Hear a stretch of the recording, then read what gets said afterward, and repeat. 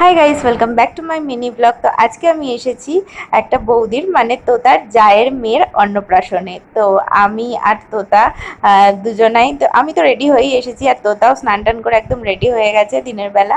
আর এখানে তোতার ছেলে মানে পুকু, ওর সঙ্গে আমি একটুখানি গল্প করছিলাম। আর ওখানে পাঁপড় খাবে বলে ওর মায়ের কাছে বায়না করছে, মায়ের হাত ধরে টানাটানি করছে।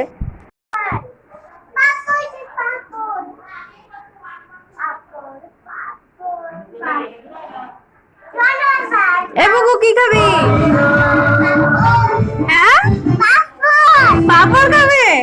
আচ্ছা, তো এখন তো আমরা দুপুরবেলা খেতে বসে পড়েছি। আর এই যে বাচ্চার মা সীমা বৌদি, ওরই মেয়ের অন্নপ্রাশন। আর এখানে আমি তোতা আর বৌদি একসাথেই বসেছি খেতে। মেনুতে ছিল ভাত, ডাল, আলুর চিপস, মাছের মাথা দিয়ে চচ্চড়ি আর মাছ। আর সব কটা খাবারই খুব টেস্টি ছিল। তারপরে আমি আর তোতা ভ্যানে করে বেরিয়ে পড়েছি ফুল আনতে। অনেকদিন পর ভ্যানে চাপলাম।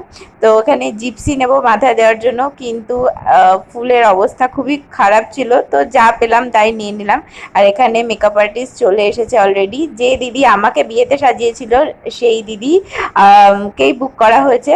তো এখানে সীমা বৌদিকে দিদি সাজাচ্ছে, আর ওর স্টুডেন্ট আমাকে একটু চুল বেঁধে দিয়েছে আর শাড়ি পরিয়ে দিয়েছে, আর মেকআপটা আমিই করেছি। আর এটা হচ্ছে আমার ফাইনাল লুক। কেমন হয়েছে জানিও, কেমন লাগছে। তো তারপরে একটুখানি স্টল থেকে আইসক্রিম খেয়ে নিলাম, চকলেট আইসক্রিম।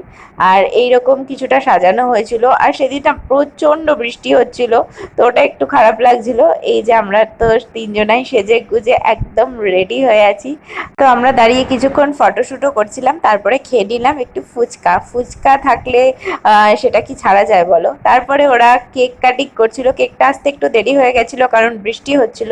তারপর লাস্ট ব্যাচে আমরা রাতের বেলা অনেক আনন্দ করে তারপরে খেতে বসে পড়লাম সবাই। আর এরপর তো নাচানাচি বাকি রয়েছে।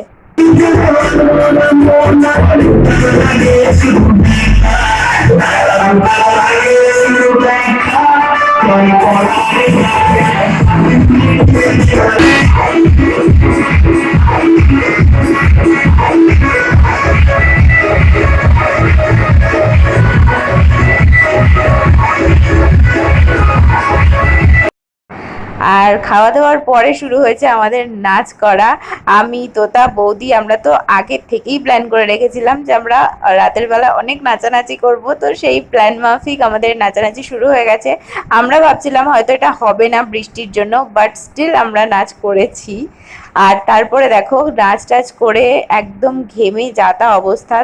তো চলো আজকের মতন টাটা, বাই বাই।